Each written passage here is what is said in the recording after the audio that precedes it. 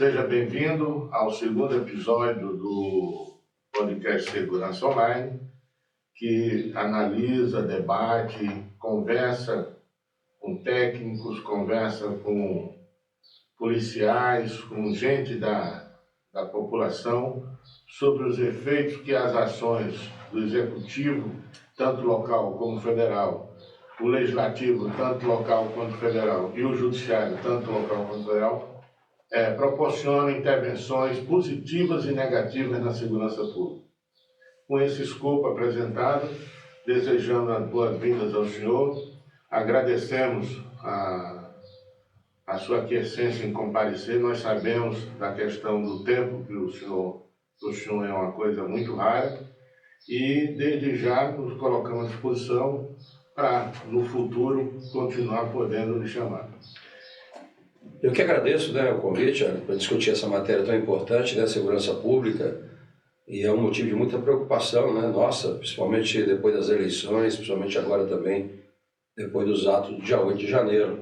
Tem muita coisa para a gente esclarecer, muita coisa para a gente organizar e modificar, Há uma perspectiva de mudança de comportamento relacionada à segurança pública, que a gente discorda de muita coisa, então acho que é um bom debate aqui para a gente buscar uma solução. Senador, já pegando o seu gancho, a questão do dia 8, o senhor falou os atos do dia 8. Os atos do dia 8, para a população brasileira, são nebulosos as interpretações, mas são mais nebulosas ainda as ações do governo e das autoridades governamentais. Nós temos hoje pessoas presas sem culpa formada, sem ter nenhum indiciamento ainda em fase investigatória, já há mais de 6 meses, tudo preso. E nós estamos entendendo que o processo judicial brasileiro ele foi colocado de cabeça para baixo. Não existe mais segurança jurídica, não existe mais jurisprudência, tanto de hoje constitucional como infraconstitucional, e a gente está entendendo que as autoridades hoje estão tomando as medidas que querem tomar e está parecendo mais uma vendetta política do que uma ação judiciária. O que é que o senhor fala sobre isso? Há uma insegurança jurídica muito grande, porque primeiro há um inquérito que já dura 4 anos, que está aberto e que está sendo conduzido pelo Supremo de uma forma monocrática, Então acho que a gente tem que seguir o rito, para garantir ao cidadão realmente o direito de defesa, que é democrático, constitucional. Agora, 8 de janeiro foi um marco, Infelizmente houve omissões e ações equivocadas também durante esse período todo. Essa eleição foi muito polarizada, e essa polarização trouxe, de fato, essas questões todas, questões de mudança de governo, de comportamento. O governo atual tem uma posição muito firme com relação à segurança, diferente do que a gente, pelo menos que eu gostaria e acredito. Desde o início a gente vem falando da expectativa do governo de criar a Guarda Nacional, que é uma política de governo, não é uma política de Estado. A gente defende, óbvio, a segurança, a educação, a saúde como política de Estado, não dá para você brincar e tentar copiar aqui aquilo que não deu certo, ou pelo menos da perspectiva democrática. Brincar com segurança nacional é complicado. É complicado. Então, por isso que eu vejo, um dos objetivos meus na CPMI é exatamente demonstrar a parte da omissão, porque eu acho que tudo isso teria sido evitado se o governo federal tivesse tomado algumas atitudes, e não ficasse apenas na expectativa de deixar o DF responsável pela segurança. Eu acho que tem ferramentas, tinha muitas ferramentas que poderiam ter sido usadas, porque todos sabiam o que ia acontecer. A ABIN deixou isso muito claro, o último depoimento do oficial Saulo deixou muito claro, foram 33 alertas na sexta-feira, de sexta, sábado e domingo. Então o governo sabia, o GSI inclusive, depois do vazamento de informações, de imagens, que tentaram inclusive colocar como segredo de justiça, e depois foi vazado, e a gente percebeu claramente o envolvimento né, do GSI nesse processo. Quem é que ganhou com esse fato do dia 8 de janeiro?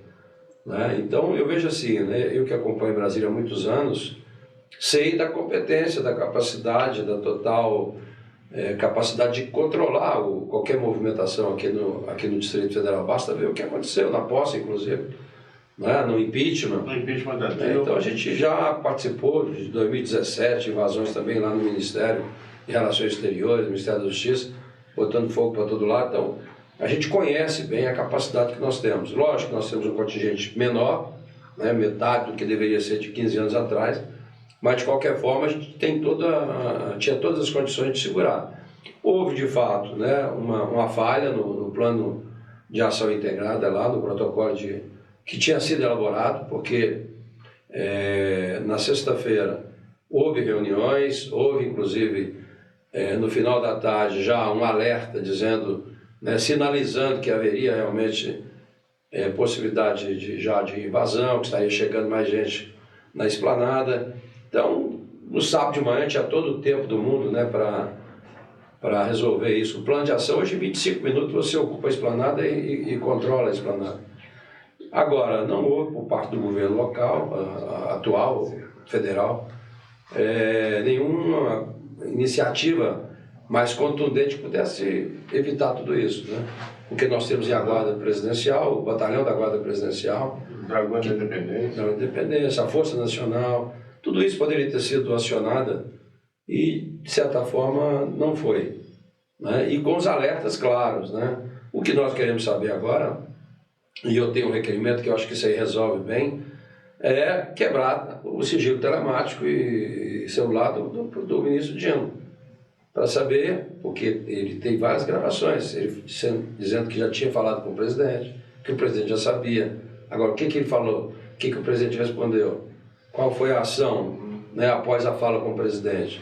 Então, tem uma série de coisas que nós queremos saber. As imagens, por exemplo, do Ministério da Justiça, uma dificuldade para obter as imagens. Nós tivemos imagens de todos, né, do Palácio, do STF, da Câmara, do Senado, e agora estamos recebendo, depois de uma autorização do Supremo, as imagens do Ministério da Justiça. Né? Muito bem, senador. Nós temos hoje, na América do Sul, um contingente quase total de governo de esquerda, cujos governos eles pregam a liberação das drogas. A Colômbia, o Pedro que assumiu já está falando, na Venezuela o próprio governo é o agente produtor de cocaína, o Cartel Sóis, que é do próprio governo, são os militares que operam o cartel, que distribui, que fabrica 25% da cocaína mundial, cujo montante todo é desviado para o Brasil, para daqui ser exportado para Europa, Estados Unidos e Ásia. Então a gente está cercado por um cinturão de governo de esquerda que prega a liberação das drogas. E agora no Brasil nós estamos com um julgamento que foi suspenso, o STF mais uma vez assumindo o papel de legislativo, querendo estabelecer uma política de drogas, coisa que, no nosso entendimento, não é atribuição constitucional do STF. O senhor acha que essa parcimônia, essa leniência dos governos sul-americanos com a questão do tráfico, que gera recursos para os partidos de esquerda, que gera recursos para os partidos ditatoriais, tanto da América do Sul quanto da América Latina, isso não está levando o nosso continente para uma deflagração de uma confusão social, um caos social total? Nós temos manifestado no Congresso, né, eu acho que o Senado se omite muito, eu acho que o presidente teria que ser mais reativo a isso, porque há uma interferência clara realmente das competências, né, do Congresso Nacional, o Supremo avançou muito nisso, e a legislação é clara, não existe uma legislação própria, nossa, aprovada, que proíbe o porte, né, de drogas, e não se discute, não dá margem para você, dá para os ministros discutirem que quantidade, o que é liberado, o que não é. Né? Não tem como você comprar se não tem alguém vendendo. Né? Então, o próprio presidente do Senado reagiu semana passada, depois da suspensão da votação. Depois nós cobramos novamente e vamos agora deixar de uma forma mais clara na legislação, né? Se for necessário, faremos inclusive plebiscitos, né, para a gente poder deixar de forma clara de que nós somos contra totalmente. Senador, porque existe uma incoerência.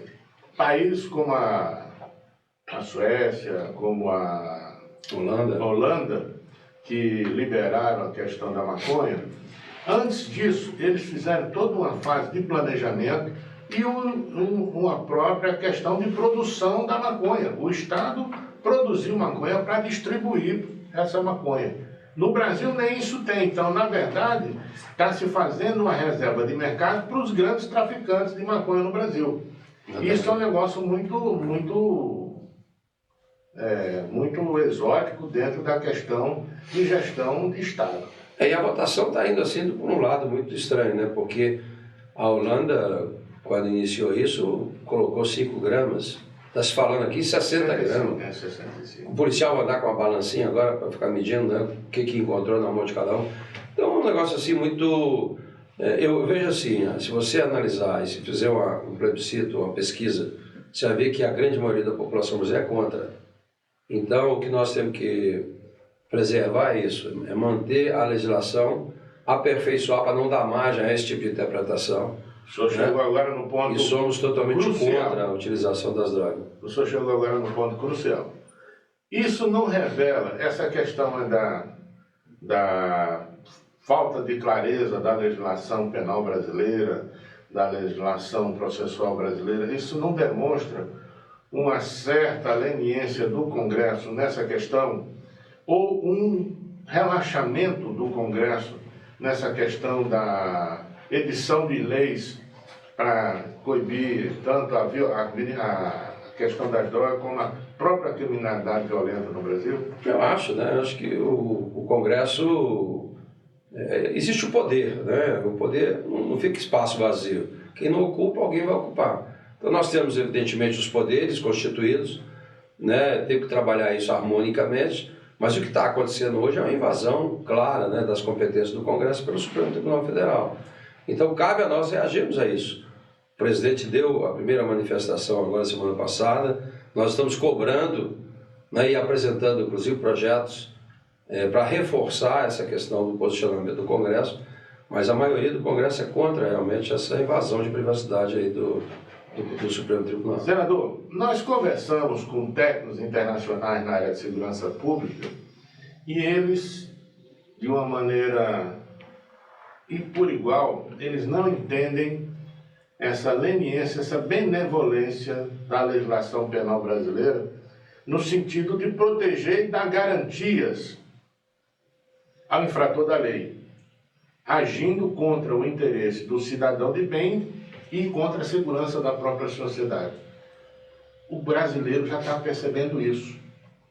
Durante a pandemia, mandaram soltar todos os chefes de facções do crime organizado no Brasil. E hoje nós temos um coronel da Polícia Militar preso por suposta omissão no dia 8 de... Isso não deixa a sociedade descrente do governo e da ação estatal no combate às drogas e no combate à violência? Eu acho, né? A gente precisa reagir a isso, né? Eu, por exemplo, marquei até uma audiência pública agora sobre um veto que a gente está segurando desde 2021, que é a Lei de Segurança Nacional, onde foi vetado, né, porque havia na lei a aprovação de que qualquer policial militar, numa manifestação política, sindical, qualquer mobilização, se tivesse uma ação truculenta, ele estaria sujeito, inclusive, né, a perder a patente, a graduação e até mesmo ser preso até 12 anos de prisão. Então isso foi vetado pelo presidente Bolsonaro e a gente está segurando esse veto, porque o governo atual eles querem derrubar o veto. E aí vai ficar incontrolável. Eu acho que qual é o policial que vai se meter nisso, né, de se envolver numa mobilização dessa para segurar, para não deixar quebrar, sujeito, né, a essas penalidades todas. Então, se a gente não cuidar de uma forma muito séria com relação a valorizar o profissional, equipar, né, o nosso policial que hoje enfrenta, né, esses bandidos com armas de muita potência, né? E a gente ainda muito atrasado em termos de infraestrutura, tecnologia e tal, né? Além de contingente, nós temos um contingente pequeno. Então, essa obsessão, vamos dizer, do ministro da Justiça de criar a Guarda Nacional me preocupa muito nesse sentido, né? Porque essa guarda, na prática, já existe, né? Na Nicarágua, na Venezuela, Bolívia, que passa a ser uma polícia de governo e mesmo assim para cuidar, inclusive, das fronteiras, né? Para cuidar, tirando o papel aí da Polícia Federal, do Exército, que me preocupa muito com isso aí. Nós vamos fazer esse debate agora no Congresso. Senador, nós temos no Brasil pessoas que acreditam na eficiência e na eficácia do aparato policial brasileiro. O que é que o senhor acha da eficiência e da eficácia da polícia brasileira? Eu acho, né, apesar das dificuldades, né, de legislação, porque aqui a gente fica enxugando gelo, né, uns prende, outros solta imediatamente, a gente precisa corrigir isso, né, para não ficar enxugando gelo, mas a gente precisa valorizar mais os profissionais, né? Nós temos que cada vez mais valorizar a política de Estado, né, dar condições de trabalho, porque o policial é um cidadão comum, ele tem também seus problemas, né? Agora, nós estamos trabalhando com um quantitativo muito pequeno, né, comparado com as necessidades. E a gente percebe que há um interesse, né, no governo, nesses governos de esquerda, né, há quase que uma rixa com relação aos policiais militares. Então, eu acho que a gente precisa fortalecer, né? Eu sou totalmente contra essa questão de polícia de governo, né? Isso traz uma preocupação grande, e basta ver o que está acontecendo nos outros países, né? Mas a gente precisa dar uma atenção especial à segurança pública, porque hoje o cidadão está desprotegido. Né? Senador, outra questão, e essa daí é crucial para a questão da eficiência e eficácia da segurança pública, a questão dos orçamentos da segurança. Vamos transportar essa discussão para aqui, para o Distrito Federal, onde o senhor tem conhecimento total da questão. A Constituição de Cidadã, lá do Dr. Ulisses, estabeleceu que a União iria organizar e manter a Polícia Militar, a Polícia Civil, o Corpo de Bombeiro Militar, e auxiliar outros serviços públicos. Auxiliar. Isso quer dizer que o papel principal desse financiamento, que depois foi regulamentado através do Fundo Constitucional, é a segurança pública.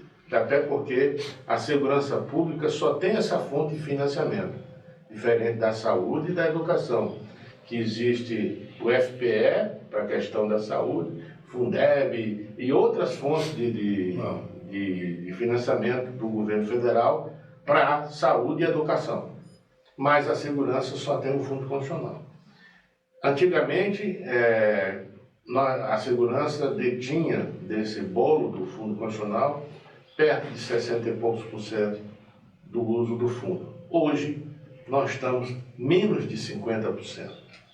Houve uma inversão.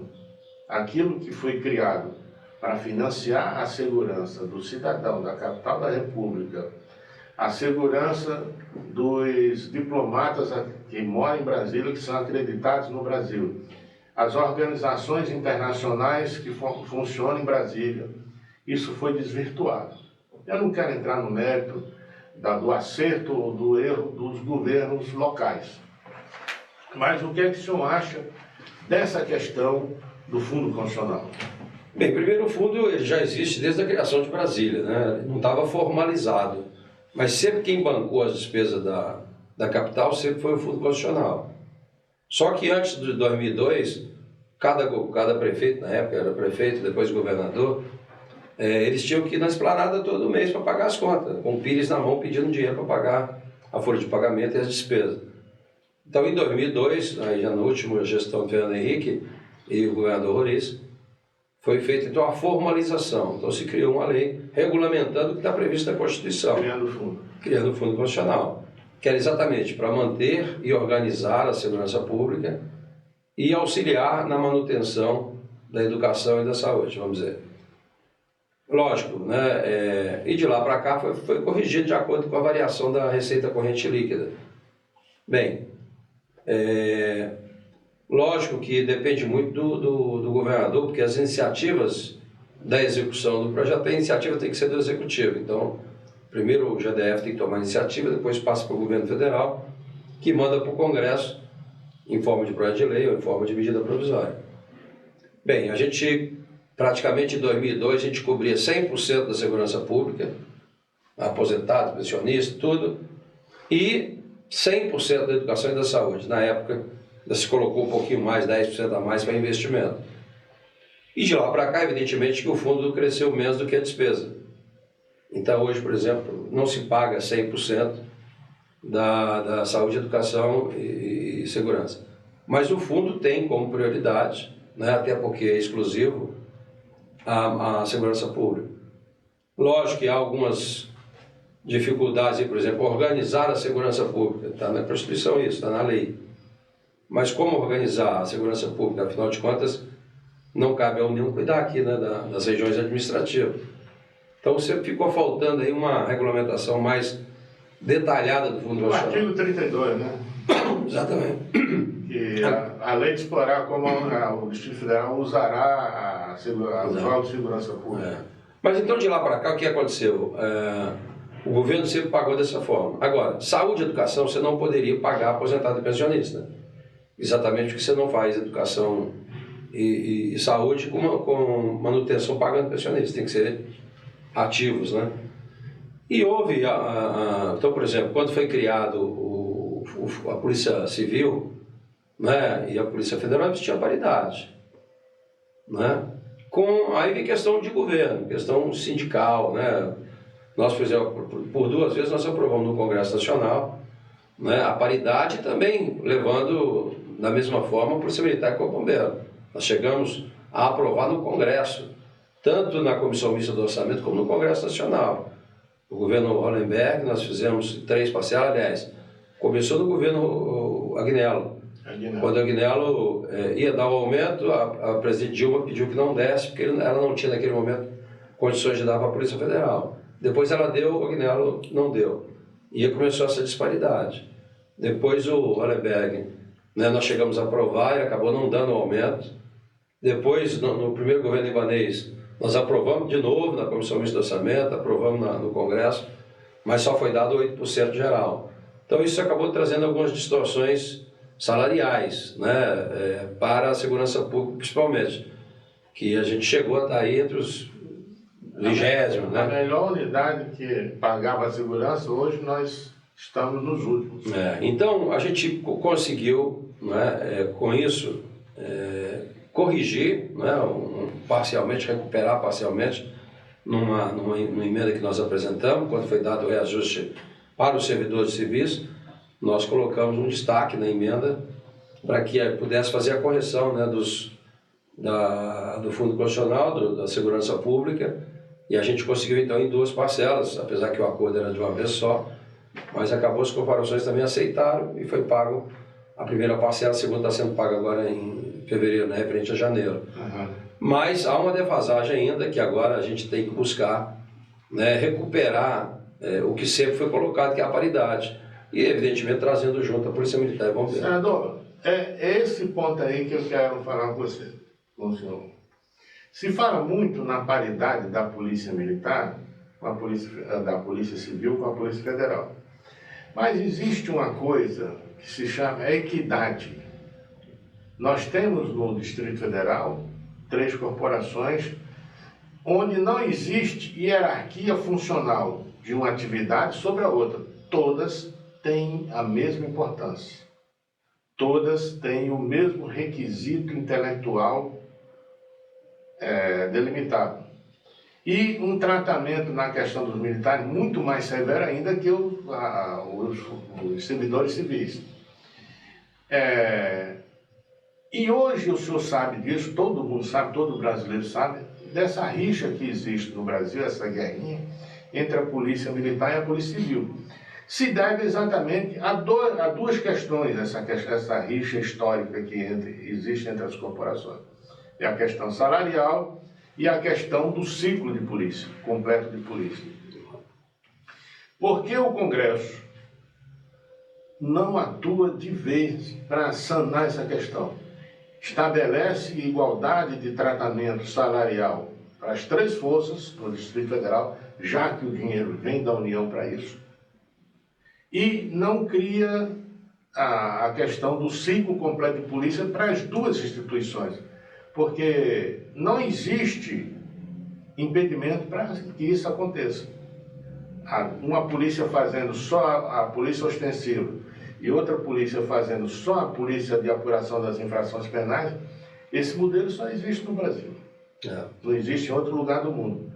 Por que então a gente não deixar, como existe na França, a Polícia Nacional e a Gendarmerie, onde se estabeleceu territórios populacionais, até tanto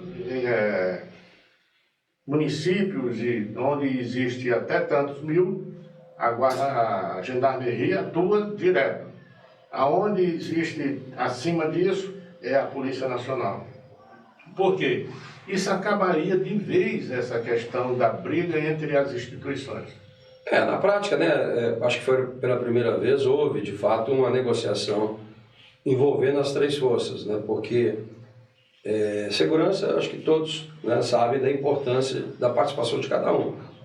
Então, é evidente que cabe aí ao governo, né, buscar esse entendimento. Nessa última reajuste que teve agora, essa recuperação parcial, foi feito o primeiro entendimento entre as três forças, né? Houve a participação da Polícia Civil, Polícia Militar e Corpo Bombeiro.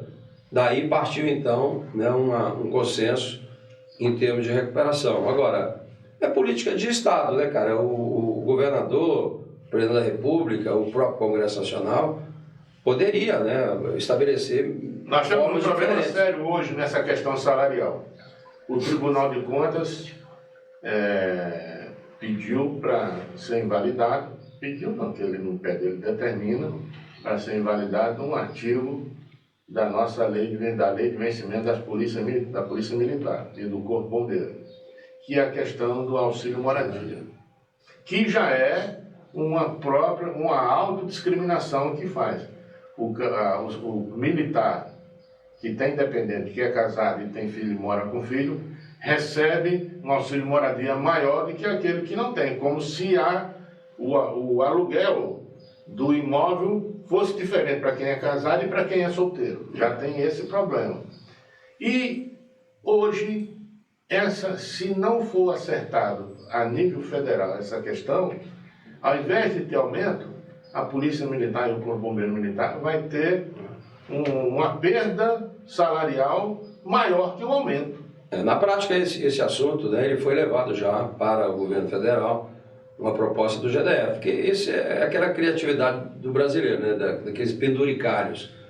Como o governo, na época, não conseguiu dar o aumento efetivo do salário, ele criou esse subterfúgio, esse penduricário de auxílio moradia, que hoje o tribunal, né, não só decidiu no sentido de pedir de volta, né, que devolvesse o recurso, como também que parasse, suspendesse o pagamento.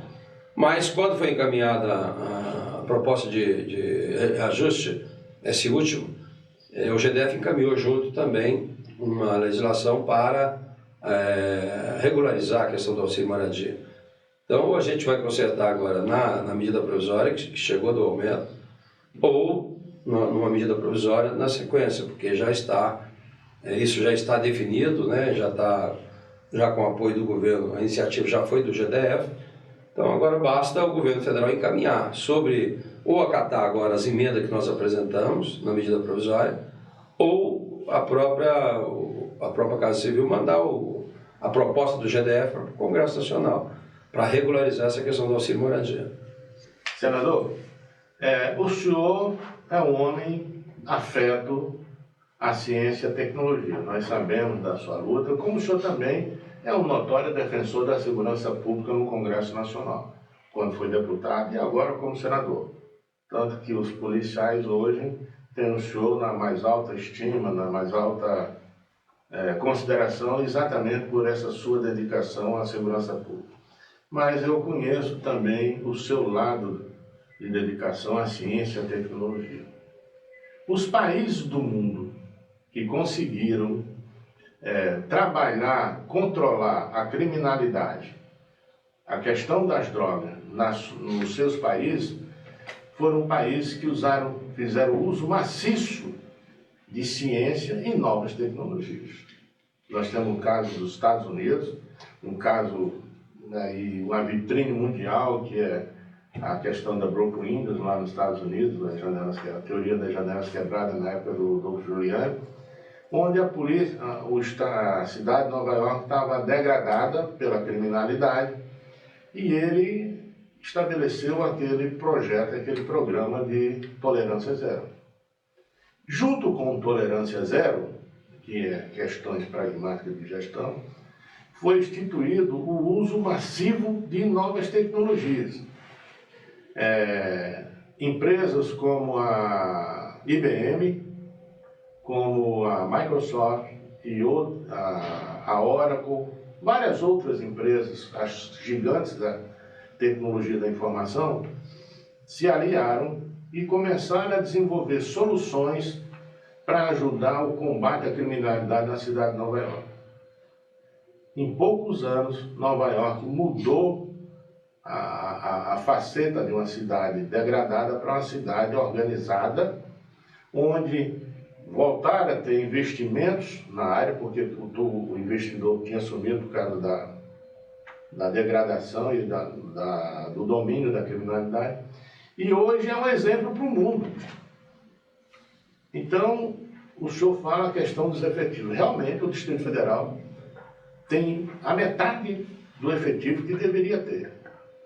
Mas essa deficiência de efetivo poderia ser, digamos, amenizada pelo uso massivo de tecnologia, tipo câmeras.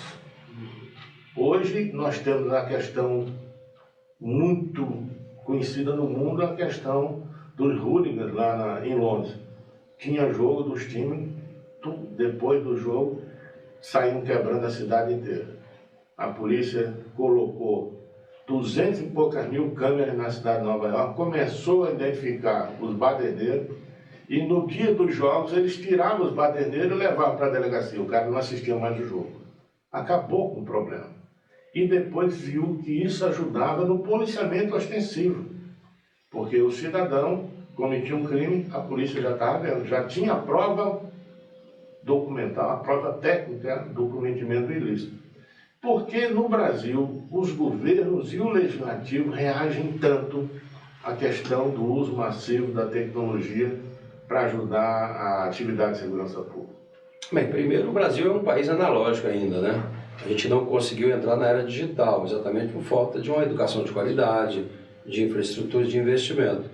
O brasileiro é muito criativo, né? Eu fui para o Congresso com essa missão, vamos dizer assim, da educação, ciência e tecnologia. Eu fui secretário 2 vezes de ciência e tecnologia. E tudo que era necessário colocar na legislação, nós colocamos. Nós mudamos a Constituição, botamos inovação na Constituição, aprovamos o marco regulatório de ciência, tecnologia e inovação, o fundo proibição do contingenciamento de recursos do fundo de ciência e tecnologia, agora, inclusive, tirando a ciência e tecnologia do arcabouço fiscal.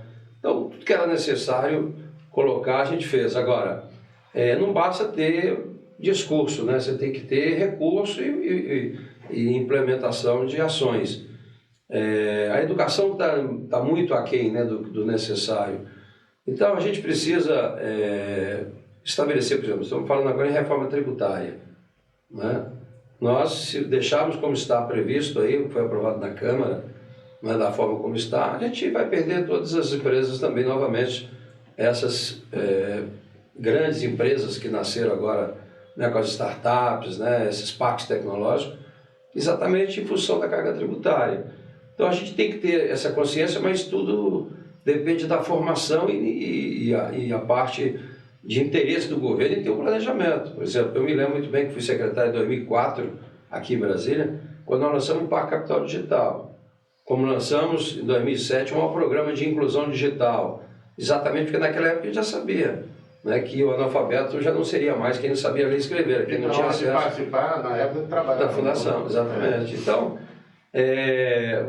a gente perdeu essa, né, essa priorização, vamos dizer assim, na educação e na ciência e tecnologia, porque como o governo é analógico hoje, você vai na área de saúde, por exemplo, hoje você ainda tem que sair de casa, pegar um ônibus para marcar uma consulta, sendo que você pode fazer tudo isso pelo aplicativo, você não tem controle sequer de estoque de medicamento, você não tem. Agora, o que tem que ser isso? Nós temos que criar política de Estado. Eu me lembro muito bem, em 2007, nós criamos um programa com o Ministério da Ciência e Tecnologia. No Nordeste era 1:5, aqui em Brasília era 1:2. Para cada um recurso que o Estado aplicasse, a União aplicava 2 aqui. E nós tínhamos recursos para inovação, para... Nas empresas? Não, nós tínhamos recursos também na Secretaria de Educação, Secretaria de Segurança, Secretaria de Saúde.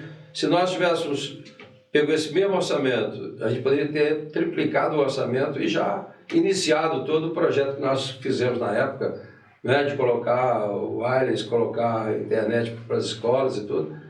E acabou, cada um quis fazer o seu. Não adianta você botar câmeras se não tiver linkado a segurança. O que adianta a escola botar câmera para todo lado se não tem alguém que vai acompanhar, que vai reagir às imagens e tal? Então, o que o governo precisa é isso, é política de Estado, é planejamento. Agora, aos poucos, né, a pandemia trouxe essa necessidade agora que a gente, querendo ou não querendo, a gente tem que avançar de qualquer forma. Então, nós estamos de olho agora na questão da reforma tributária para exatamente não inibir ainda mais os investimentos na inovação. Mas o caminho é esse, né? A gente tem todas as condições de trabalhar aí essa questão da inovação. As empresas já estão iniciando esse processo. O Brasil é muito criativo. Nós já estamos com vários projetos, inclusive em escolas, né, para os jovens, porque os jovens não se sentem mais... as escolas não é mais atrativa se não tiver, de fato, laboratório, se não tiver banda larga, se não tiver internet, se não tiver inovação. Nós temos um exemplo aí da Letônia. Hoje é o país que tem o maior escopo de digitalização no mundo. País pequeno, mas hoje está dando um exemplo de gestão, de controle do recurso e do controle da eficácia da aplicação desse recurso. A gente tem uma dificuldade no Brasil, porque eu também até nos últimos anos a gente tem colocado recurso para informatização do sistema, por exemplo, do SUAS, do SUS, né, da segurança. Mas aqui a gente tem a questão dos municípios, dos estados e da União. Né? Então você tem que ter essa competência, né? Você tem a autonomia dos estados, mas você tem que chegar na ponta. Não adianta você fazer só informatizar a União se o cara mora no município. Então você tem que ter toda a cadeia, né? Desde o... Voltando para a segurança, o senhor deixou agora uma deixa muito boa, a questão da competência dos entes federados na segurança pública. Hoje a competência exclusiva, quase que exclusiva da segurança, é dos estados. Os municípios não têm essa competência declarada e a União apenas é uma coordenadora, ela não tem atribuições efetivas na segurança. Então a Constituição de 88 definiu as atribuições dos órgãos de segurança, mas não definiu um sistema de segurança, como é que ia ser, a competência, os recursos aportados, quem iria aportar, quem não iria aportar, porque quando a gente vê a União entrando nos programas de segurança, doando viatura para o Estado, doando armamento, e isso é uma concepção equivocada do enfrentamento da segurança. Segurança hoje se faz com informação, com inteligência, e isso é basicamente tecnologia. Né? As técnicas de gestão hoje estão muito avançadas. Quem não se adequou a isso sumiu como empresa, como instituição. E a gente tem uma preocupação no mundo policial brasileiro, exatamente isso. A estrutura policial, se ela não sofrer uma readequação para a incorporação massiva da gestão tecnológica e da aplicação científica na apuração das infrações penais, vai desaparecer enquanto polícia normal que existe, porque nunca vai conseguir atingir os objetivos. E a gente ainda tem essa falha, né, que falta política de Estado. Então, o que acontece? Cada governo que entra faz questão de acabar com tudo e começar tudo novamente. De fato, o governo federal, o que ele faz, não é lançar alguns projetos, programas, em parceria com os estados e municípios. O que eu queria falar é o seguinte: o senhor é a favor do município ter atribuições claras e precisas na segurança e a União, ou deixar como está? Eu sou muito municipalista, né? Eu acho que as pessoas não moram na União nem no Estado, as pessoas moram no município. E é lá no município que as demandas ocorrem. Né? Ninguém cobra do presidente da República um assalto ou alguma coisa na cidade, ele vai lá no prefeito, ele vai na região. Então a gente precisa descentralizar ao máximo, não tem sentido os recursos virem para cá, né, e depois voltarem, se pode essa reforma gera esse processo de corrupção que existe hoje no Brasil. Na América do Norte, nos Estados Unidos da América do Norte, nós temos 17.400 agências policiais. E lá a base da segurança pública é o município, depois o Estado e a União. Em 1929, os chefes de polícia se reuniram e criaram a Estatística Nacional de Criminalidade. Criaram aquele famoso relatório, Uniform Crime Report. Crime Report. O que é que acontece? Todos os órgãos pegam informações que é gerenciado pelo FBI, e o FBI, no dia 5 de janeiro, entrega para o presidente da República a Estatística Nacional de Criminalidade. A criminalidade em cada condado, em cada estado e no país como um todo.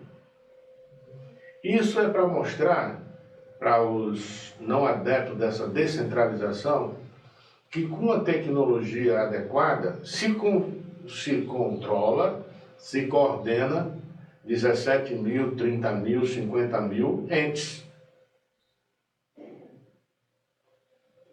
E isso tem resultado. Hoje no Brasil nós não temos nem o Boletim Nacional de Ocorrência. Isso é para mostrar a dificuldade dessa descentralização, dessa cultura brasileira, que realmente o cidadão mora no município. Exatamente.